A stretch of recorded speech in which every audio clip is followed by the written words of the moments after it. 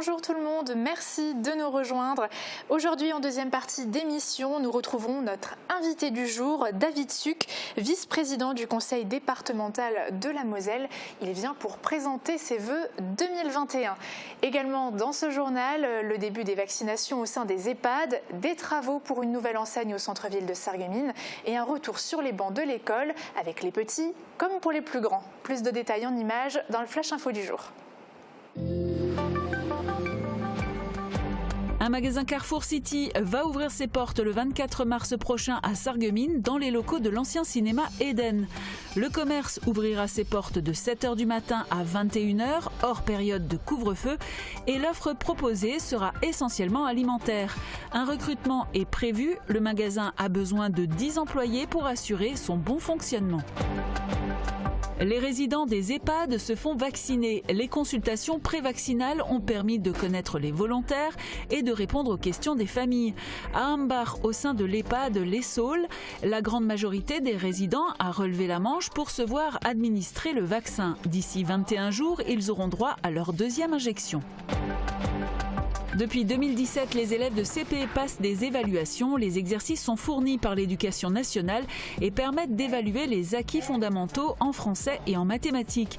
Les enseignants et les parents ont ensuite accès au bilan individuel des élèves et les cours peuvent être adaptés en fonction des résultats. Les inscriptions sur la plateforme Parcoursup sont ouvertes jusqu'au 11 mars prochain. Les lycéens peuvent s'inscrire et effectuer une liste de vœux pour leurs études supérieures. Le lycée Henri Nominé de Sarreguemines a invité plusieurs établissements à présenter leur filière afin d'aider les élèves dans leur choix. Les bénévoles de l'association Wings of Ocean ont retiré leurs vêtements pour éditer un calendrier nommé Dieu du Sale. Le but est de sensibiliser contre la pollution plastique dans les océans et de récolter des fonds pour lancer une opération de dépollution de l'étang de Berre. À l'heure actuelle, les fonds récoltés sont de 10 000 €. Le duplex du jour nous amène à Sarreguemines, à la RDN, la route de Nancy. Des travaux sont en cours pour faire disparaître 2 énormes verrues qui nuisent à l'image du quartier. Bonjour Guillaume, peux-tu nous en dire plus ? Salut Uranie, oui effectivement avec Thibaut, on a décidé de s'intéresser aujourd'hui aux 2 tours. Pas le film de Peter Jackson, bien qu'on soit tous les deux fans de la trilogie Le Seigneur des Anneaux, mais bien pour parler de ces 2 imposants bâtiments de 25 mètres de haut qui comprennent 61 logements. Ils ont été construits dans les années 50 pour héberger le personnel des douanes et au fur et à mesure des années, ils se sont dégradés. Fin mars, il ne devrait plus rien y avoir à l'issue des travaux de démolition qui ont d'ailleurs déjà commencé. Tu auras l'occasion de voir dans un reportage qu'effectivement à l'intérieur il se passe des choses et tu auras aussi la possibilité d'en parler avec Marc Zingraf, le président de Sarreguemines Confluence Habitat. Merci beaucoup Guillaume. Et oui, tout à fait, ces 2 tours vont donc bientôt disparaître, mais il faudra attendre quelques semaines avant de voir les pelles mécaniques en action. Alors pour le moment, des travaux préliminaires ont commencé à l'intérieur, comme vont nous le montrer Thibaut Desmerlet et Guillaume Dumonteil dans ce reportage. Attendu par beaucoup depuis longtemps, des travaux sont en cours route de Nancy pour faire disparaître les 2 tours des douanes. Il s'agit de 2 immeubles de 7 étages qui comprenaient 61 logements. Il y avait des habitants jusqu'en 2018 et ensuite ces immeubles ont été squattés, vandalisés et en partie brûlés. Compte tenu de la hauteur de ces bâtiments, 25 mètres, le volume de gravat est important. Donc effectivement sur l'ensemble du chantier, c'est environ 3000 m3 de gravats qui sont le résultat de la démolition, soit l'équivalent de 6000 tonnes.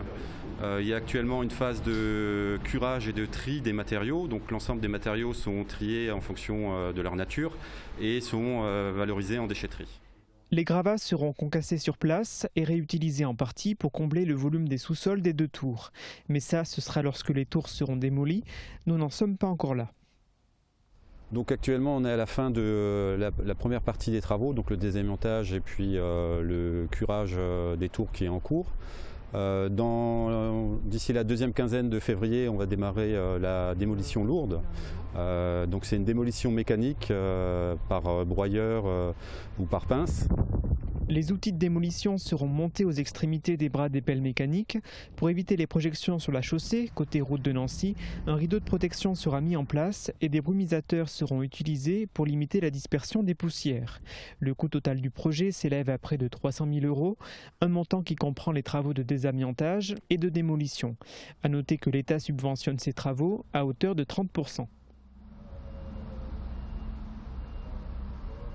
Alors la démolition des tours des douanes, c'est une chose, mais ensuite, que va-t-il se passer? Pour le savoir, Marc Zingraf est avec nous, monsieur le président de Sarreguemines Confluence Habitat, bonjour. Bonjour. Alors, on a compris, les travaux de démolition ont commencé. J'imagine que c'est un soulagement pour les élus de la municipalité. Concrètement, pourquoi ça a pris autant de temps? Oui. Alors, ça a pris beaucoup de temps parce que pour chacune des deux tours, il y avait de nombreux propriétaires qu'il a fallu recenser, retrouver, indemniser. Donc, passer toutes les étapes administratives de ces achats, puis finalement, en fin de compte, transmettre à SCH, ça a été une longue aventure. Alors, que va devenir ce site une fois que les tours auront disparu ?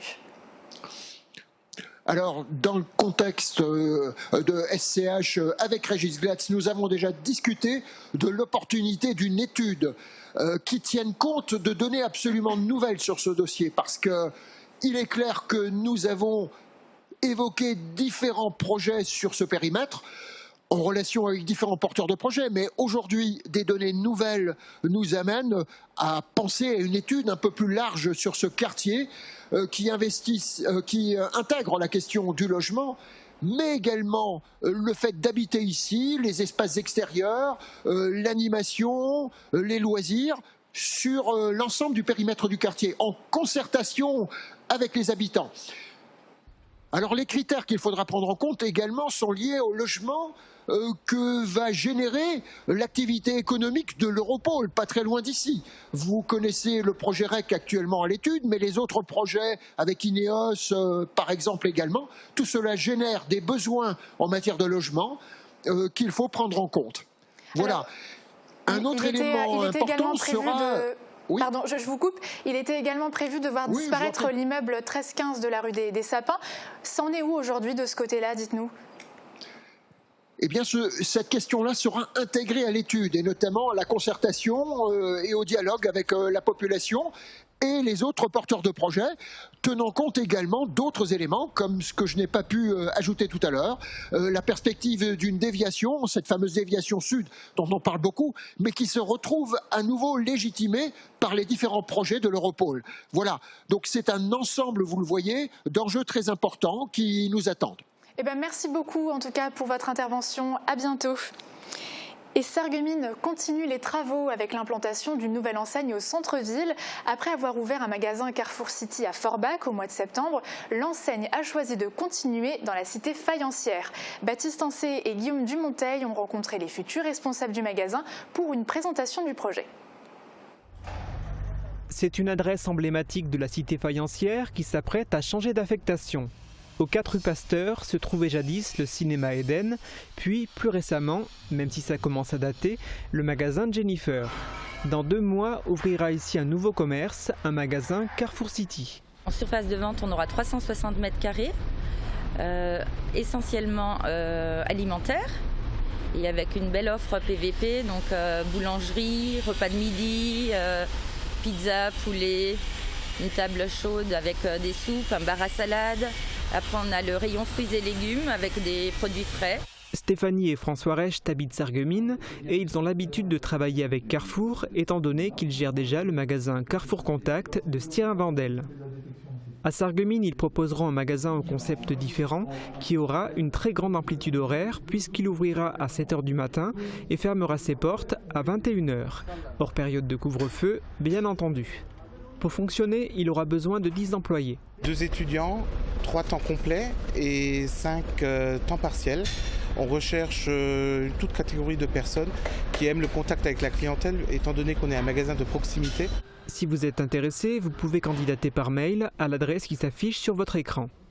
Cela fait 1 an et demi que les époux Recht veulent concrétiser ce projet. En raison du Covid-19, l'ouverture du magasin a pris un peu de retard. Le futur Carrefour City ouvrira finalement ses portes le 24 mars prochain. Ils ne savaient pas au départ qu'un magasin Leclerc allait être créé à 200 mètres du leur, mais ils n'ont pas peur. On m'a toujours dit que la concurrence c'était toujours bon pour tout le monde, donc on verra bien. La campagne de vaccination se poursuit sur le territoire. Contrairement au personnel soignant et aux seniors en dehors des EHPAD, les résidents de maisons de retraite n'ont pas à se déplacer. C'est le vaccin qui vient à eux. Exemple à l'EHPAD Les Saules de Ambar, où la majorité des patients ont consenti à la vaccination. Comme d'autres avant elle, Cécile attend son tour pour se faire vacciner contre la Covid-19. Je suis bien, j'ai pas peur, ça va. Elle n'a pas eu besoin de trouver un créneau horaire, ni de se déplacer en dehors de l'EHPAD. Elle a même le bonheur de retrouver l'équipe de soignants qu'elle côtoie quotidiennement. Ça s'est passé très bien, j'ai rien senti. Tout était normal comme d'habitude. Et puis la température aussi, alors je pense que c'est bien. Ensuite, les patients doivent se rendre dans une salle de repos pendant une quinzaine de minutes sous surveillance. Les prochaines 24 heures, l'équipe viendra régulièrement contrôler leur constante. Au sein de l'EHPAD Les Saules à Ambar, la grande majorité des résidents a relevé la manche pour se voir administrer le vaccin Pfizer-BioNTech. Alors actuellement, on est 56 résidents au sein de l'établissement. 2 personnes sont hospitalisées, 2 personnes ont refusé la vaccination et 3 autres personnes ont des contre-indications médicales. Une personne, par exemple, a des antécédents d'allergie, d'œdème de Coinck, donc elle a été contre-indiquée à la vaccination par son médecin traitant. Une autre personne, par exemple, en fin de vie avec d'autres antécédents médicaux. En amont, des consultations prévaccinales ont permis de connaître le nombre de volontaires et de répondre aux questions des familles. Le médecin coordonnateur de l'EHPAD a assisté à certains de ces entretiens. Ensuite, il y a eu les consentements pour tous les résidents. Ensuite, les consentements ont été demandés aux familles, à tous, ceux qui ont des troubles cognitifs et les autres aussi. Et ensuite, nous arrivons à la période du vaccin. Donc, on a repris toutes les constantes. Et les constantes étant bonnes, aucune contre-indication sur le moment de la vaccination. Donc nous avons vacciné tous ceux qui étaient prévus. Les doses de vaccins ont d'abord été réceptionnées par la pharmacie de la commune avant d'être livrées dans cet établissement. 48 résidents devaient se faire vacciner, ainsi que du personnel de plus de 50 ans. Donc en tout, on avait commandé 59 doses. Ils nous ont livré 12 flacons, sachant qu'ils se sont basés sur une commande avec 5 doses dans chaque flacon, alors que depuis peu, nous pouvons faire maintenant 6 doses par flacon. Donc il va nous rester des doses. On a également du coup créé une liste d'attente de personnes, de salariés de moins de 50 ans par exemple, qui souhaiteraient se faire vacciner, pour ne pas perdre de dose. D'ici 21 jours, ces résidents auront droit à leur 2e injection et peut-être à un train de vie plus serein. Direction l'école aux côtés des élèves de CP. En ce moment, ils sont très concentrés pour passer leurs évaluations. Un dispositif national mis en place en 2017 par le ministre. En septembre, ils ont été évalués une première fois. Un point d'étape est organisé actuellement jusqu'au 29 janvier. Marie-Morgane Lorenz s'est d'ailleurs glissée dans une classe de Wousswiller. Les élèves de CP de l'école du Witz ont reçu leur cahier d'évaluation du jour. Au programme ce matin, des exercices de phonologie et de lecture. Ils sont attentifs aux consignes de leur professeur. M, B, D, F, N. Vous devez en trouver la lettre qu'on entend au début de mal. Les exercices sont fournis par l'Éducation nationale pour évaluer les acquis fondamentaux en français et en mathématiques.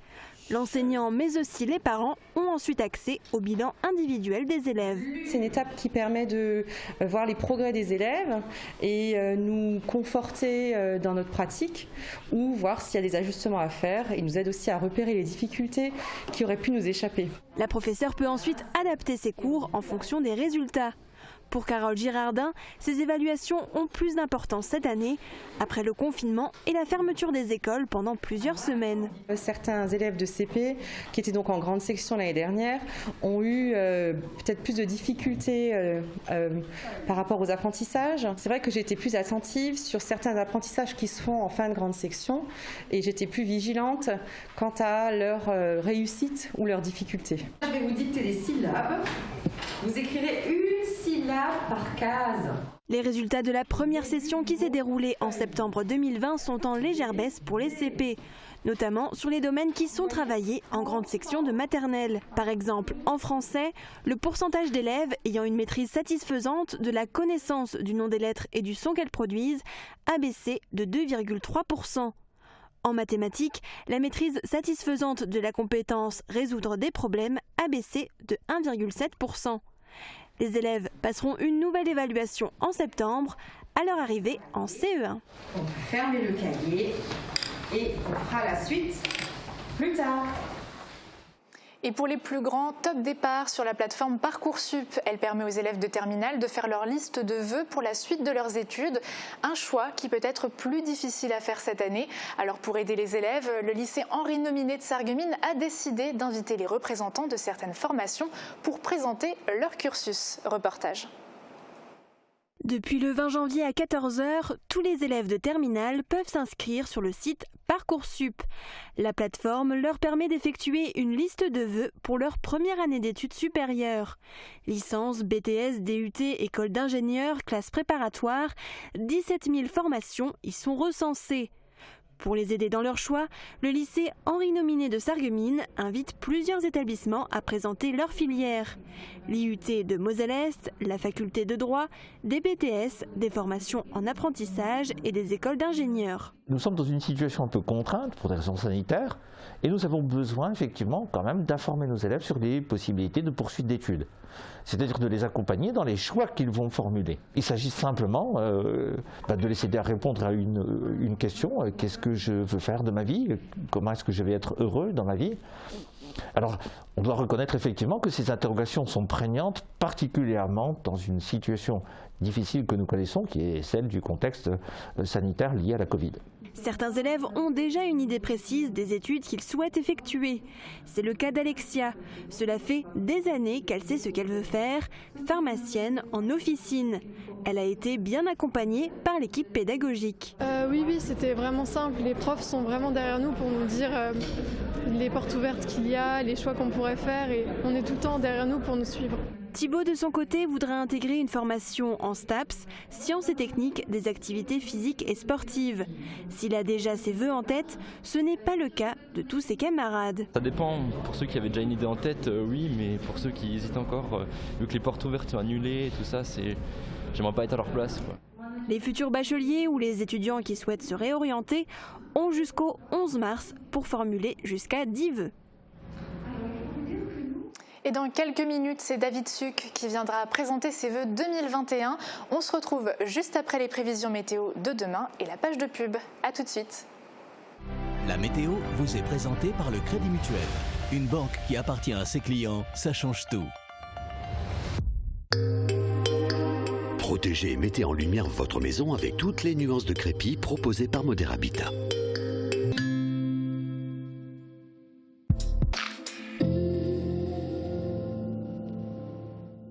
Bonjour tout le monde, je me trouve aujourd'hui à Vitrain, commune reconnaissable par son port, mais également par son imposante église qui est aussi appelée cathédrale de la Sarre. Alors évidemment, s'il y a un port, c'est qu'il y a de l'eau, mais aussi potentiellement des inondations. Et si vous vous promenez un petit peu dans Vitrain, vous pourrez tomber sur ce poteau électrique sur lesquels sont inscrites toutes les dates et les hauteurs des crues. La plus importante date de 1947 avec 8,27 mètres. Mais rassurez-vous, pour l'instant, tous les voyants sont au vert, même si les précipitations continuent pour demain. De fortes averses sont attendues tout au long de la journée et le ciel restera très couvert. Côté température, les minimales iront de 2 à 3 degrés et les maximales de 8 à 10 degrés. Demain, pensez à souhaiter une bonne fête aux Vincent et il fera jour de 8h14 à 17h12. Passez tous encore une très belle journée en notre compagnie et à très vite. Merci d'avoir suivi la météo avec le Crédit Mutuel. Une banque qui appartient à ses clients, ça change tout.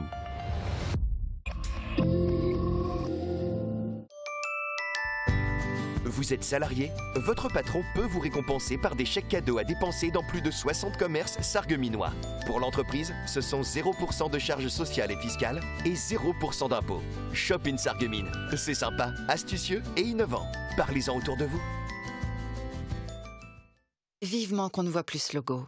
Cette appli, personne n'a envie de la subir. pas drôle, pas spectaculaire. Elle est pénible. Aidez-nous à nous en débarrasser. Comment ? Plus vous êtes nombreux à l'utiliser, plus elle est efficace contre le virus et plus vite elle disparaîtra. Vous êtes déjà plus de 10 millions à avoir téléchargé Tous Anti-Covid. C'est aussi le meilleur moyen de générer vos attestations de sortie. Ceci est un message du gouvernement.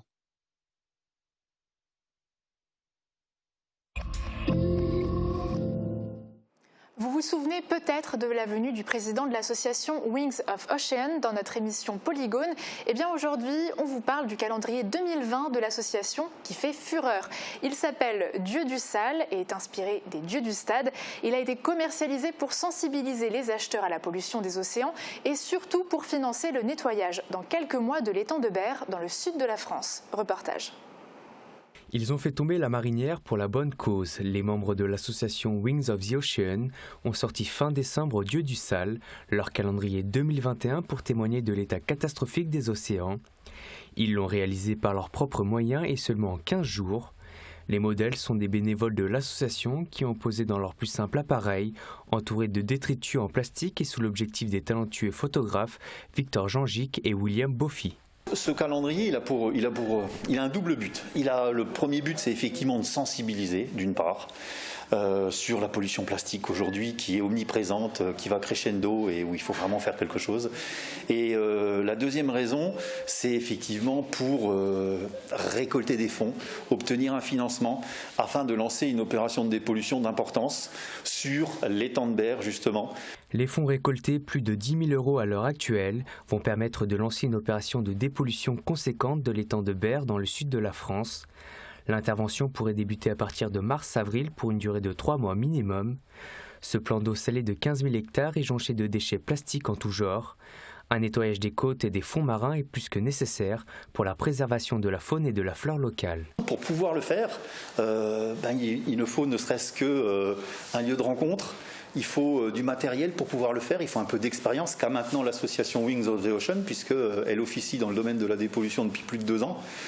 Et naturellement, il faut un bateau pour pouvoir aller sur l'étang de Berre, réaliser toutes ces dépollutions. Et ce bateau, c'est le Saint-Amour. Là, tout a été prévu déjà. C'est un bateau en bois, magnifique, et qui va servir effectivement de pièce centrale, si vous voulez, à cette dépollution, parce qu'avec ce bateau, on va pouvoir aller à différents endroits de l'étang et dépolluer petit à petit tout l'étang. Je précise en même temps qu'il y a beaucoup d'associations locales autour de Marseille, du sud de la France, voire des communes, etc., qui sont partie prenante là aussi et sont prêtes à aider.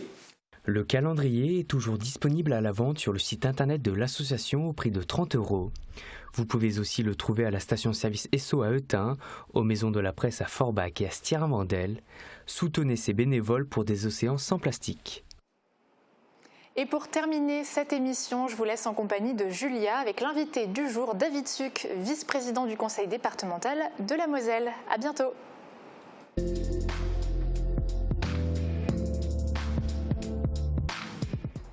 Bonjour à tous et bonjour à vous David Suc. Bonjour. Et bonne année. Bonne année et meilleurs vœux évidemment. Merci. Alors vous allez pouvoir présenter aussi vos vœux aux téléspectateurs de Mosaïque Cristal dans quelques minutes. Revenons d'abord sur 2020. Alors je précise que vous intervenez aujourd'hui en tant que vice-président du conseil départemental de la Moselle. Qu'est-ce que vous retenez de 2020 ? Écoutez, on retient de 2020 de manière collégiale et collective évidemment cette année catastrophique sur le plan sanitaire, catastrophique sur le plan social et économique. Je crois que c'est évidemment cette année qui aura marqué notre société de cette capacité à devoir entrer en résilience, de devoir pouvoir imaginer que nos libertés ne sont pas inaliénables et puis d'imaginer évidemment aussi que la médecine aujourd'hui ne peut pas tout régler. Alors vous êtes vice-président du département, délégué à l'aménagement du territoire, à l'agriculture et à la politique des sites et massifs. Quels ont été les projets départementaux, peut-être plus spécifiquement sur le canton de Bitche ? Oui, je crois qu'effectivement on va se concentrer sur le territoire du Beacherland, dont je suis le conseiller départemental avec ma collègue. Vous savez, on a eu un certain nombre de dossiers, de projets à mettre en œuvre et puis on a une vraie satisfaction, celui d'avoir un canton qui est aujourd'hui très dynamique, qui investit beaucoup.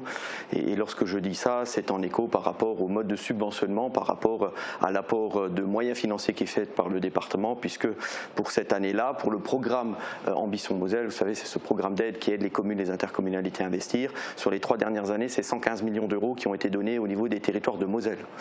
14 millions, un peu plus de 14 millions sur le territoire de Sarreguemines Beach et plus de 9,5 millions pour le canton de Beach. Donc je crois que c'est la démonstration de cette volonté aujourd'hui de rentrer dans une vraie dynamique, de rentrer dans une vraie politique d'attractivité et d'équipement. Et alors avec tout ça, comment se profile 2021 ? Écoutez, 2021 évidemment va se profiler à la fois au travers d'un certain nombre de dossiers qui sont déjà en cours, va se profiler au travers d'un nouveau mode de subventionnement puisque nous avons un nouveau programme et puis ça commence bien. Ça commence bien puisque les premiers dossiers, je pense par exemple à l'école de la Bikenalp où nous avons pu apporter ce qu'ils ont souhaité en termes de moyens financiers. Ça commence bien puisque nous avons des communes qui sont réactives parce que nous avons beaucoup de nouveaux élus qui ont évidemment la fraîcheur du début de mandat et donc on a aujourd'hui un territoire qui se mobilise pour continuer à investir et puis pour essayer d'avoir une capacité d'accueillir des jeunes ménages, d'avoir une capacité d'intéresser les jeunes générations et puis surtout évidemment toujours en ayant soin de nos anciens. Quels sont les projets que vous allez vous personnellement défendre bec et ongle au département ? Comme d'habitude, comme depuis 2008, je défends tous les dossiers. Tous les dossiers puisque aujourd'hui, lorsqu'on est conseiller départemental, on défend à la fois un territoire, on défend des collectivités, on défend de la population et on est le garant de ce territoire qui doit être bien représenté au département et évidemment ensuite bien représenté à l'État et à la région avec nos collègues et avec Madame la députée.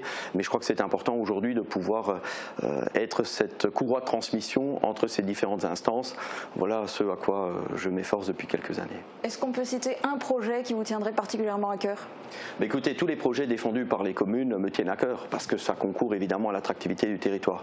Et lorsqu'on regarde des grands dossiers, les grands projets, il en va évidemment d'un certain nombre d'investissements sur le sport, sur les actions sociales, un certain nombre de dossiers qui aujourd'hui évidemment sont en train d'être travaillés au niveau de l'intercommunalité et puis quelques dossiers qui me tiennent à cœur aussi avec d'autres responsabilités sur lesquelles il faudra trouver des solutions qui permettent aujourd'hui à la population de comprendre les décisions et puis aux élus d'être évidemment mieux considérés par nos concitoyens.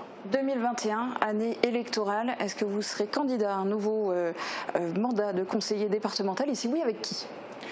Je serai évidemment un nouveau candidat parce que je crois qu'aujourd'hui nous avons impulsé une vraie dynamique depuis quelques années. Nous avons un certain nombre de grands projets qui sont dans les cartons depuis quelques années et je crois que cette maturation aujourd'hui arrive à terme. Cette gestation est au bout et donc il faudra évidemment compter sur le département pour pouvoir les financer. Donc on ne peut pas imaginer que lorsqu'on voit cette dynamique qui est engagée depuis quelques années, je rappelais tout à l'heure les subventions qui sont allouées, on ne peut pas imaginer que ça puisse se stopper. Avec qui ?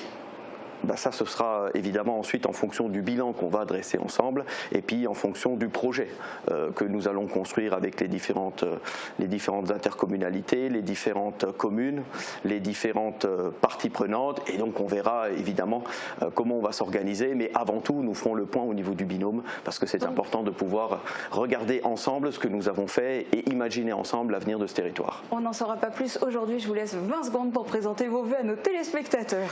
Je voudrais évidemment adresser au Petchalena, tous ensemble évidemment les meilleurs vœux et puis à toutes celles et à ceux qui nous écoutent puisque nous sommes sur la télé de Mosaïque Cristal, mes meilleurs vœux à la fois de santé, mes meilleurs vœux en matière d'espérance et puis surtout leur dire combien nous avons besoin aujourd'hui que nos populations se mobilisent pour essayer de construire un avenir meilleur, combien nous avons besoin d'une population qui continue à garder la foi en leur territoire et combien nous avons besoin d'une population qui continue à être tournée résolument vers l'avenir. Je crois que c'est les meilleurs vœux que je puisse vous adresser puis vous dire que je continuerai à être à votre service dans ce qui me caractérise à la fois en termes de dynamique et de proximité. Merci David Suc et demain c'est une autre conseillère départementale qui aura la parole du canton de Sarralbe. Cette fois ce sera Sonia Cristinelli-Frébeuf.